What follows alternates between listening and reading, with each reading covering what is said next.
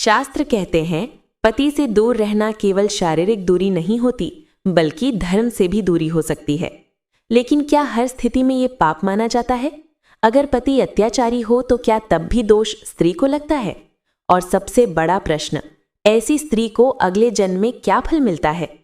इस रहस्य को जानने के लिए वीडियो को अंत तक जरूर देखें, क्योंकि आखिरी बात आपकी सोच पूरी तरह बदल देगी। सनातन धर्म में स्त्री को गृह लक्ष्मी कहा गया है। पति पत्नी का संबंध केवल सांसारिक नहीं, बल्कि धर्म, कर्तव्य और संस्कारों से जुड़ा हुआ माना गया है। शास्त्रों में बताया गया है कि विवाह के बाद स्त्री और पुरुष दोनों पर एक दूसरे के प्रति कुछ धार्मिक मर्यादाएं होती हैं। ऐसे में प्रश्न उठता है, जो स्त्री अपने पति से बिना उचित कारण के दूर रहती है, वो कौन सा पाप करती है? क्या ये केवल सामाजिक विषय है या इसके पीछे कोई धार्मिक और कर्म फल से जुड़ा रहस्य भी है? आज हम शास्त्रों, धर्म ग्रंथों और नीति कथाओं के आधार पर इसी विषय को समझने का प्रयास करेंगे। दोस्तों, एक बार की बात है, देवर्षि नारद जी यमलोक की यात्रा पर निकले। वे धर्मराज यमराज से मिलने जा रहे थे। मार्ग में उन्होंने यमलोक जाने वाले रास्ते के किनारे स्थित कई नरक देखे। इन नरकों में नारद जी में अनेक स्त्रियों को भयंकर यातनाएं भोगते हुए देखा। उन स्त्रियों का एक एक अंग आग में जल रहा था और वे दर्द से चीख रही थीं। उनके करुण क्रंदन से समस्त मार्ग गूंज उठा। नारद जी ने हैरानी से सुना कि वे स्त्रियां विलाप कर रही थीं। हाय, हमने मायके में रहकर घोर पाप किया है, अब हमें इस पाप से मुक्ति कैसे मिलेगी? उनकी ये बात सुनकर देवर्षि नारद के मन में गहरी शंका उत्पन्न हुई। वे सोचने लगे, ये बेचारी स्त्रियां कौन सा पाप की बात कर रही हैं? क्या मायके में रहना पाप हो सकता है? और यदि ऐसा है तो इस पाप का फल कौन भोगता है? इस रहस्य को जानने के लिए नारद जी ने तुरंत यमराज के दरबार की ओर प्रस्थान किया। यमपुरी पहुंचकर नारद जी यमराज के समक्ष उपस्थित हुए। धर्मराज यमराज में आदरपूर्वक उनका स्वागत किया और बोले, हे देवर्षि नारद, यमलोक में आपका स्वागत है। आज आपके आगमन का क्या कारण है? निश्चय ही आप कोई महत्वपूर्ण समाचार लेकर आए होंगे। नारद जी ने यमराज को प्रणाम कर कहा, हे धर्मराज, मैं आपके दर्शन करने की इच्छा से ही यहाँ आया था, परंतु मार्ग में मैंने एक अति विचित्र दृश्य देखा जिसने मेरे मन में कई प्रश्न उठा दिए हैं। यदि आप अनुमति दें तो मैं अपनी शंका आपके सम्मुख रखूं। यमराज ने गंभीर स्वर में उत्तर दिया, हे देवर्षि, निःसंकोच अपने हृदय की शंका मुझसे पूछिए, मैं आपकी जिज्ञासा अवश्य दूर करने का प्रयत्न करूंगा। तब देवर्षि नारद ने निवेदन किया, हे धर्मराज, यमपुरी को आते समय मार्ग में मैंने नारकीय यातना भोग रही कई स्त्रियों को देखा। वे जोर जोर से रोकर कह रही थीं कि उन्होंने पिता के घर में रहकर घोर पाप किया है। मैं समझ नहीं पा रहा हूं कि विवाह के बाद पिता के घर में रहने से ऐसा कौन सा पाप हो जाता है। कृपा करके बताएं कि एक स्त्री मायके में रहकर कौन सा पाप करती है और उस पाप का दंड आखिर किसे भुगतना पड़ता है। यमराज ने नारद जी की बात ध्यान से सुनी और कहा, हे देवर्षि, आपने बहुत उचित प्रश्न पूछा है। आपके इस प्रश्न का उत्तर समस्त मानव जाति के कल्याण से जुड़ा है। प्रत्यक्ष उत्तर देने से पहले मैं आपको महाराज कंस के जन्म की एक कथा सुनाता हूँ। इस कथा को सुनने के बाद आपकी शंका भी दूर हो जाएगी और समस्त मनुष्य जाति को एक महत्वपूर्ण शिक्षा मिलेगी। यमराज आगे बोले, ध्यान से इस कथा को सुनिए। जो भी मनुष्य श्रद्धापूर्वक इस कथा का श्रवण करता है, उसके 32 प्रकार के पाप मैं क्षमा कर देता हूँ। देवर्षि नारद उत्सुक होकर बोले, हे धर्मराज, ऐसी पुण्यमय कथा अवश्य सुनाइए। मैं पूरे मन से इसे सुनूंगा और बाद में संसार में इसका प्रसार भी करूंगा। नारद जी के उत्साह को देख यमराज ने कथा प्रारंभ की। उन्होंने कहना शुरू किया, हे देवर्षि, ये घटना भविष्य में 28वें द्वापर युग में घटने वाली है। अब मैं इसका वर्णन ऐसे करूंगा मानो भूतकाल की कथा सुना रहा हूं। ध्यान से सुनिए। उस समय मथुरा नाम की नगरी में यदुवंश के प्रतापी राजा उग्रसेन राज्य करते थे। उग्रसेन धर्मपरायण और न्यायप्रिय शासक थे। उसी समय विदर्भ देश में एक बहुत ही सुंदर राजकन्या भी निवास करती थी, जिसका नाम पद्मावती था। वो विदर्भ नरेश महाराज सत्यकेतु की पुत्री थी। महाराज सत्यकेतु ने अपनी पुत्री पद्मावती का विवाह महाराज उग्रसेन से तय कर दिया। विधि विधान पूर्वक पद्मावती और उग्रसेन का विवाह संपन्न हुआ। विवाह के पश्चात रानी पद्मावती अपने पति की सेवा में पूर्णतया लग गईं। अपने स्नेह और समर्पण से उन्होंने शीघ्र ही महाराज उग्रसेन का हृदय जीत लिया। महाराज उग्रसेन रानी पद्मावती से अत्यंत प्रेम करने लगे, यहाँ तक कि वे पद्मावती के बिना एक पल भी नहीं रह पाते थे। रानी के दर्शन किए बिना ना तो उन्हें भोजन में रुचि होती, न राज्य कार्य में मन लगता। वो अधिकांश समय रानी के साथ क्रीड़ा विलास और मधुर वार्तालाप में व्यतीत करने लगे। उधर पद्मावती भी अपने पति पर प्राण न्यौछावर करती थी। दोनों का प्रेम दिन प्रतिदिन गहरा होता गया। कुछ वर्षों बाद रानी पद्मावती के माता पिता को अपनी बेटी की याद सताने लगी। विदर्भ नरेश, सत्यकेतु और रानी की मां अपनी पुत्री के दर्शनों को उत्सुक रहने लगे। अंततः महाराज सत्यकेतु ने मथुरा में अपने दूत के हाथ संदेश भिजवाया। दूत ने महाराज उग्रसेन को आदरपूर्वक प्रणाम कर संदेश सुनाया। हे महाराज उग्रसेन, विदर्भ नरेश महाराज सत्यकेतु अपने जमाई राजा को सादर प्रणाम कहते हैं। वे आपका कुशल क्षेम जानना चाहते हैं और आग्रह करते हैं कि यदि आपको आपत्ति ना हो तो रानी पद्मावती को कुछ समय के लिए मायके भेज दें। महाराज सत्यकेतु और रानी पद्मावती की माता अपनी पुत्री को देखने के लिए आकुल हैं। उग्रसेन ने दूत का संदेश सुनकर सहमति में सिर हिलाया।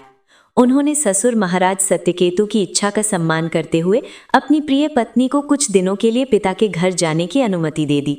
पत्नी से कुछ समय दूर रहने का निर्णय महाराज के लिए कठिन था, किंतु ससुर के आदर में उन्होंने त्याग करना उचित समझा। पति की अनुमति पाकर रानी पद्मावती अत्यंत प्रसन्न हुई। उन्होंने महाराज उग्रसेन से विदा ली और राजकीय रथ में सवार होकर विदर्भ अपने पिता के नगर चली गईं। अपने मायके पहुंचकर पद्मावती ने प्रेम पूर्वक माता पिता के चरण स्पर्श किए। अचानक बेटी को अपने समक्ष देखकर महाराज सत्यकेतु और उनकी रानी की खुशी का ठिकाना न रहा। दोनों ने हर्षपूर्वक बेटी को गले लगाया और आशीर्वाद दिया। यमराज बोले, इस प्रकार राजकुमारी पद्मावती विवाह के बाद पहली बार कुछ समय के लिए मायके में रहने लगी। मायके के वातावरण में पद्मावती फिर से बचपन की स्मृतियों में खो गई। वहां अपनी सखियों से मिलकर वो इतनी आनंदित हुई कि मानो फिर छोटी बालिका बन गई हूं। अब उनके व्यवहार में विवाह के बाद का संकोच भी कम हो गया था। माता पिता के घर वे मुक्त भाव से विहार करने लगी। अपने बचपन के मित्रों के साथ कभी उपवनों में घूमती तो कभी नदी तट और सरोवरों के किनारे मस्ती करती। मायके का स्नेह और स्वतंत्रता पाकर वे कुछ समय के लिए अपने पति धर्म के चिंतन से भी निश्चिंत हो गई थीं। इस वृतांत को सुनाते हुए यमराज गंभीर हो गए। उन्होंने आगे कहा, एक दिन पद्मावती अपनी सखियों के साथ पास के एक सुंदर पर्वत की सैर पर गई। उस पर्वत की तराई में हरा भरा रमणीय वन फैला हुआ था, जिसमें तरह तरह के सुगंधित फूलों से भरे वृक्ष लहलहा रहे थे। उसी वन के बीचों बीच मीठे स्वच्छ जल से भरा हुआ एक सुंदर सरोवर था, जिसे सर्वतोभद्र कहा जाता था। उस स्वच्छ सरोवर को देख पद्मावती ने सखियों से कहा कि वे सब उसमें स्नान करेंगी और जल क्रीड़ा का आनंद लेंगी। सारी सखियां हंसते गाते सरोवर के निर्मल जल में उतर गई। राजकुमारी पद्मावती भी अपनी सखियों के साथ अटखेलियां करते हुए डुबकियां लगाने लगी। उस पल पद्मावती अपने पति को बिल्कुल भूल गई थी। बाल्यकाल की सहेलियों संग जल में खेलते कूदते समय उनके मन में एक बार भी पति उग्रसेन का ध्यान नहीं आया। वे निश्चिंत होकर मौज मस्ती में मग्न थीं। उसी समय आकाश मार्ग से कुबेर का एक अनुचर गोभिल नामक एक दैत्य अपने दिव्य विमान पर कहीं जा रहा था। वो संयोगवश उसी सरोवर के ऊपर से गुजरा जहां पद्मावती अपनी सखियों संग क्रीड़ा कर रही थी। नीचे दृष्टि पड़ते ही गोभिल की निगाह उस रूपवती पद्मावती पर ठिठक गई। पद्मावती का अप्रतिम सौंदर्य और बड़ी बड़ी कमल जैसी आंखें देख वो मोहित हो उठा। उसने तुरंत अपने दिव्य ज्ञान से जान लिया कि ये सुंदरी विदर्भ नरेश सत्यकेतु की पुत्री पद्मावती है और मथुरा नरेश उग्रसेन की पत्नी है। पद्मावती को देख गोभिल के मन में तीव्र वासना जाग उठी। वो मन ही मन सोचने लगा, अहो कैसी अनुपम सुंदरी है। इसका रूप तो देवताओं को भी दुर्लभ है, लेकिन ये पतिव्रता है, अपने आत्मबल से सुरक्षित है। ऐसी सती स्त्री को छल से ही पाया जा सकता है, सीधे इससे कुछ भी करना असंभव है। महाराज उग्रसेन भी कितने मूर्ख हैं जो इन्होंने अपनी रत्न समान पत्नी को मायके भेज दिया। अब कामदेव मेरी बुद्धि हर रहे हैं। मैं इस सुंदरी को प्राप्त करने के लिए क्या उपाय करूं? ये सोचकर उस दैत्य ने एक योजना बनाई। उसने अपने मायावी कौशल से तत्काल महाराज उग्रसेन का रूप धारण कर लिया। अब उसका रूप रंग वेशभूषा सब कुछ उग्रसेन के समान दिखने लगा। दूर से देखने पर कोई भी अंतर नहीं कर सकता था। रूप बदलकर गोभिल उस वन में एक घने वृक्ष के नीचे जाकर बैठ गया। फिर उसने बड़े ही मधुर स्वर में वीणा बजाना शुरू किया। उस संगीत की धुन जादुई थी, जिसमें मन मोह लेने की शक्ति थी। सरोवर में जल क्रीड़ा करती पद्मावती और उनकी सखियों के कानों में जब वो मधुर तान पड़ी तो वे मुग्ध हो उठी। संगीत की तरफ बरबस सबका मन आकर्षित होने लगा। पद्मावती आश्चर्य से सोचने लगी, ये मंत्रमुग्ध करने वाला संगीत कौन बजा रहा है। राजकुमारी पद्मावती ने सखियों के साथ उस दिशा में कदम बढ़ाए जिधर से स्वर आ रहा था। कुछ ही दूर जाने पर उन्होंने देखा कि एक घने पेड़ के नीचे एक पुरुष बैठा वीणा बजा रहा है। निकट जाकर देखा तो पद्मावती चौंक पड़ी। वो पुरुष हूबहू महाराज उग्रसेन की तरह दिखाई दे रहा था। पहले तो पद्मावती को अपनी आंखों पर विश्वास नहीं हुआ। वे सोचने लगी, मेरे धर्मपरायण स्वामी अपना राज्य प्रासाद छोड़कर इतनी दूर इस वन में कैसे आ गए। उनके मन में आश्चर्य और प्रसन्नता का मिला जुला भाव जागा। तभी पेड़ के नीचे बैठे उस व्यक्ति ने स्वयं ही मधुर स्वर में पुकारा, प्रिय पद्मावती, इधर आओ, मैं तुम्हारे बिना बिल्कुल नहीं रह पा रहा था, इसीलिए तुम्हें लेने स्वयं चला आया हूं। मेरे प्रिय, तुम्हें देखे बिना मुझे चैन नहीं पड़ता था। मैं एक क्षण को भी तुमसे दूर नहीं रह सकता। महाराज उग्रसेन को वहां बैठा देखकर पद्मावती सोचने लगी, मेरे धर्मपरायण पति अपना राज्य छोड़कर इतनी दूर कब और कैसे चले आए।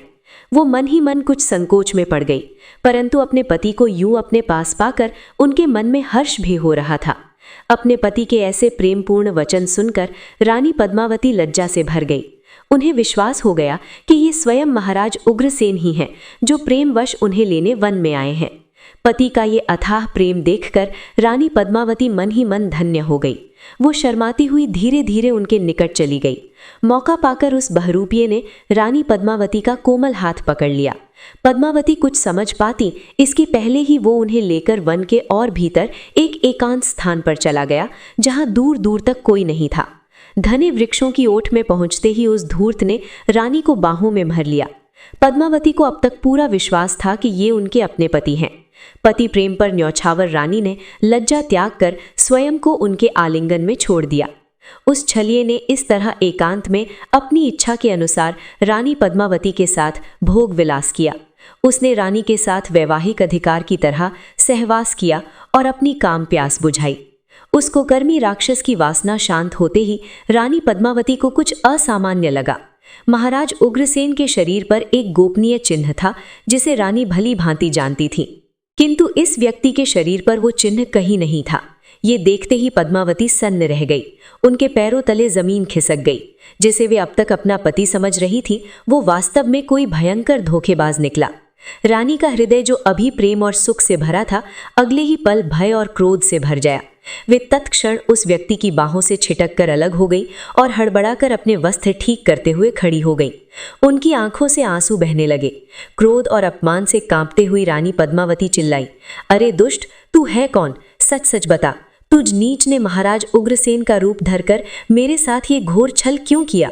तूने एक पतिव्रता नारी की पवित्रता नष्ट करके महापाप किया है। तू महापापी है, अत्याचारी है। अब एक क्षण भी विलंब किए बिना मैं तुझे अपने शाप से भस्म कर दूंगी। ये सुनते ही वो दुष्ट गोभिल अपना असली राक्षसी रूप प्रकट करते हुए अट्टहास करने लगा। उसने व्यंग्यपूर्ण स्वर में कहा, हे अभिमानी नारी, मुझे शाप देने से पहले अपने दोष पर भी एक नजर डाल लो। मैं जन्म से और कर्म से राक्षस हूँ। छल कपट और दुष्टता मेरा स्वभाव है।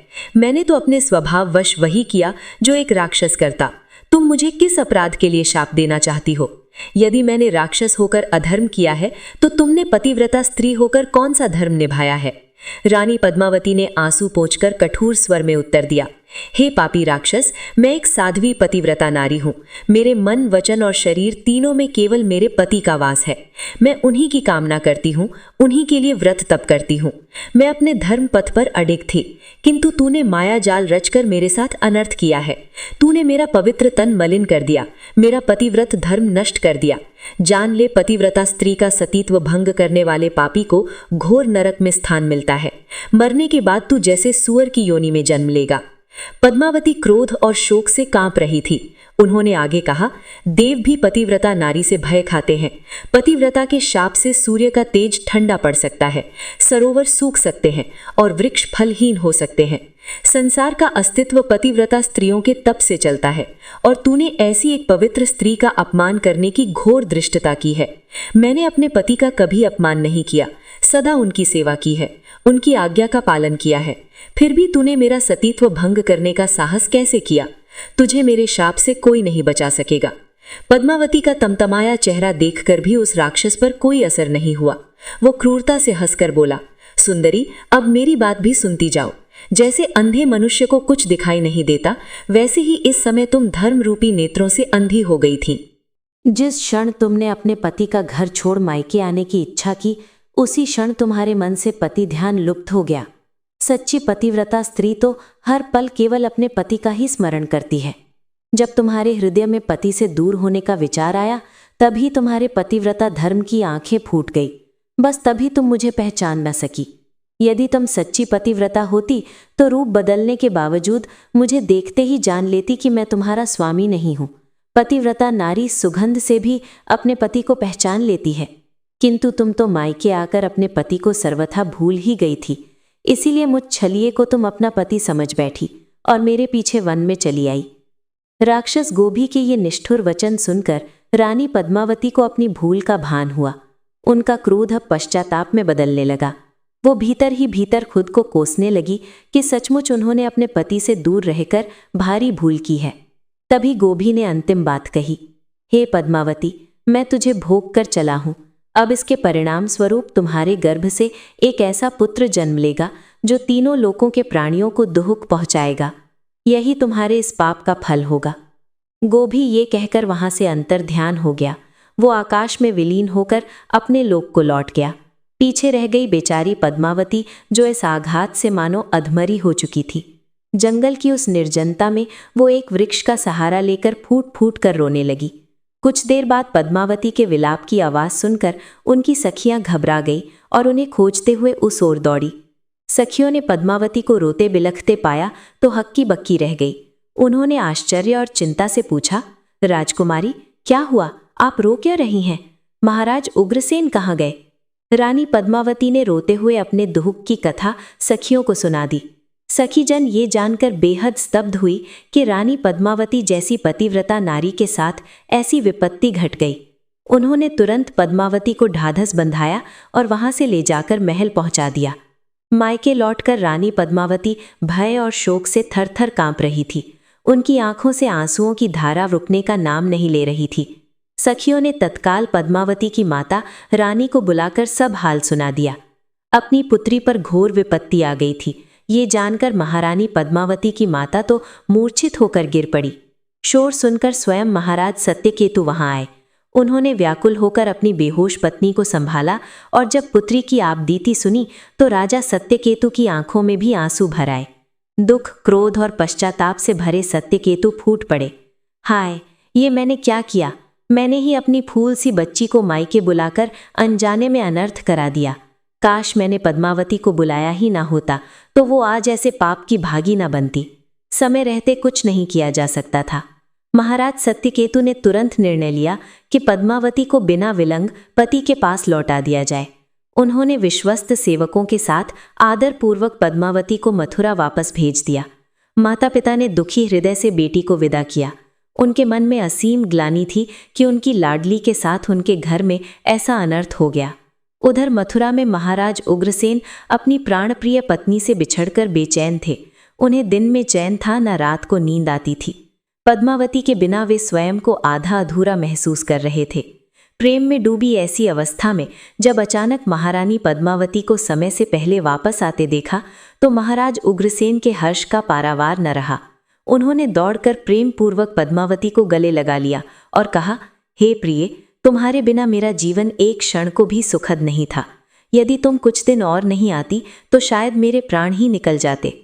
पति के मुंह से ये प्रेमपूर्ण वचन सुनते ही अपने अंतर में छिपाए भारी दुख के बोझ तले दबी रानी पद्मावती फूट फूट कर रो पड़ी। वो रोते हुए महाराज के सीने से लग गई। उग्रसेन घबरा गए। उन्होंने प्यार से रानी के आंसू पोंछते हुए पूछा, सुंदरी, क्या हुआ? तुम्हारी आंखों में आंसू क्यों हैं? क्या विदर्भ में माता पिता से विदा लेते समय मन व्याकुल हो गया है? मुझे बताओ कि तुम्हारे हृदय में ऐसा कौन सा दुख है जो तुम मुझसे छुपा रही हो?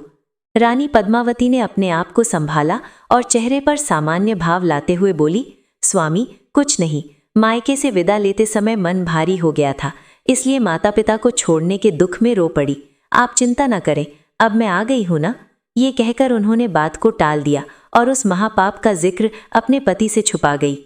रानी पद्मावती ने निश्चय किया कि इस कलंक को जीवन भर अपने हृदय में छिपाए रखेंगी। इसके बाद पद्मावती ने स्वयं को संयत कर लिया और पहले की तरह महाराज की सेवा व प्रेम में लग गई, पर भीतर से उनका हृदय हर समय ग्लानि और भय से कांपता रहता था। उनके मन में पल पल गोभी के कहे शब्द गूंजते रहते थे। उन्हें चिंता सताने लगी थी कि उनके गर्भ में बोए गए उस पाप के बीज का परिणाम क्या होगा। समय बीतने लगा।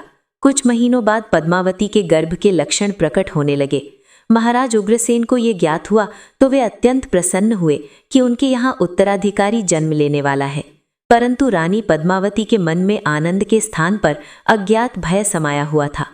केवल वही जानती थी कि उनके गर्भ में पल रहा शिशु वास्तव में किसका अंश है। इस गहरे रहस्य को उन्होंने किसी से साझा नहीं किया। दिन, महीने, वर्ष बीतते गए और वो गर्भ असामान्य रूप से बढ़ता ही गया। पूरा 10 वर्ष बीत गए, किंतु पद्मावती ने संतान को जन्म नहीं दिया। उग्रसेन सहित सभी ये सोचकर हैरान और चिंतित थे कि आखिर ये गर्भ इतना लंबा क्यों खिंच रहा है। 10वें वर्ष के अंत में पद्मावती ने एक बालक को जन्म दिया, लेकिन उस बच्चे के जन्म लेते ही महल में हाहाकार मच गया। वो कोई साधारण बालक नहीं था, बल्कि देखने में ही अत्यंत भयंकर प्रतीत होता था। जनते ही उसके मुख से अट्टहास जैसी ऊंची चीख निकल पड़ी और उसके नेत्र अंगारे जैसे लाल चमकने लगे। ज्योतिषियों ने उसकी कुंडली देखकर कांपते हुए भविष्यवाणी की कि ये बालक बड़ा होकर अत्यंत अधर्मी और क्रूर शासक बनेगा। ये सुनकर महाराज उग्रसेन और रानी पद्मावती सन्न रह गए। उन्हें समझते देर न लगी कि ये अलौकिक बालक सामान्य मानव संतान नहीं है। ये बालक और कोई नहीं, भविष्य में तीनों लोगों को आतंकित करने वाला कंस था। यमराज ने गहरी सांस लेते हुए कहा, हे देवर्षि नारद, भविष्य में घटने वाली इस घटना का विवरण मैंने आपको भूतकाल की भांति सुना दिया। यही महाराज कंस के जन्म की कथा है। यमराज ने फिर नारद जी को संबोधित करते हुए आगे कहा, अब आपके प्रश्न का उत्तर ध्यान से सुनिए। जो विवाहिता स्त्री शादी के बाद भी पिता के घर में रहती है, वो अनजाने में अपने पति धर्म से विमुख होकर पाप कर सकती है। मायके में रहकर उससे जो पाप होता है, उसका फल अंततः उसके माता पिता को ही भोगना पड़ता है। इसलिए विवाह के बाद किसी पिता को अपनी पुत्री को लंबे समय तक मायके में नहीं रखना चाहिए। धर्मराज यमराज बोले, स्त्री का विवाह जिस पुरुष के साथ हुआ है, उसी के घर में रहना उसका परम कर्तव्य है। ससुराल में रहकर जब वो भक्ति भाव से अपने पति की सेवा करती है, तो उससे पति और पिता दोनों कुलों की कीर्ति बढ़ती है। पर मायके आकर स्त्री फिर से अपने बचपन के सुख में मग्न होकर पति को भूल सकती है और उसके धर्म से डिगने का भय रहता है। विवाह के उपरांत उसकी वास्तविक रक्षा उसका पति ही कर सकता है। पति से दूर रहने पर कभी भी उसके मन में विकार पैदा हो सकता है या वो मोहवश किसी पर पुरुष के जाल में फंस सकती है। अतः उचित यही है कि विवाहिता स्त्री को उसके पति से दूर ना रखा जाए। यमराज ने स्पष्ट कहा, यदि स्त्री ससुराल में रहकर कोई पाप करती है तो उसका फल उसके पति को भोगना पड़ता है, लेकिन यदि वो मायके में रहकर पाप की भागी बनती है तो उस पाप का दंड उसके माता पिता को भुगतना पड़ता है। पुत्री के सद्गुणों से ही पिता की कीर्ति बढ़ती है, इसलिए बेटी का स्थान विवाह के पश्चात उसके पति के घर पर ही होता है। यहाँ तक कि दामाद के साथ भी अपनी बेटी को मायके में लंबे समय तक ठहरने नहीं देना चाहिए। विवाहिता नारी का परम धर्म यही है कि वो पति के घर में रहकर पति सेवा और गृहस्थ धर्म का पालन करे। नारद जी ने श्रद्धा से हाथ जोड़कर कहा, हे धर्मराज, आपने मेरी शंका दूर कर दी और साथ ही समस्त मानव जाति के लिए भी यह अमूल्य उपदेश दिया है। मैं वचन देता हूँ कि पृथ्वी पर जाकर इस कथा और इससे मिलने वाली शिक्षा का प्रचार अवश्य करूंगा। यमराज ने प्रसन्न होकर देवर्षि नारद को आशीर्वाद दिया। नारद जी नारायण नारायण का जयघोष करते हुए यमलोक से विदा होकर पृथ्वीलोक की ओर लौट गए। दोस्तों, आशा है आपको ये कथा सुनकर कुछ नया सीखने को मिला होगा। आपको ये कथा कैसी लगी, कृपया कमेंट करके हमें ज़रूर बताएं। यदि जानकारी अच्छी लगी हो तो वीडियो को लाइक करना ना भूलें। कमेंट में जय श्री कृष्ण अवश्य लिखें और हमारे चैनल को सब्सक्राइब करें। आप सभी का हार्दिक धन्यवाद।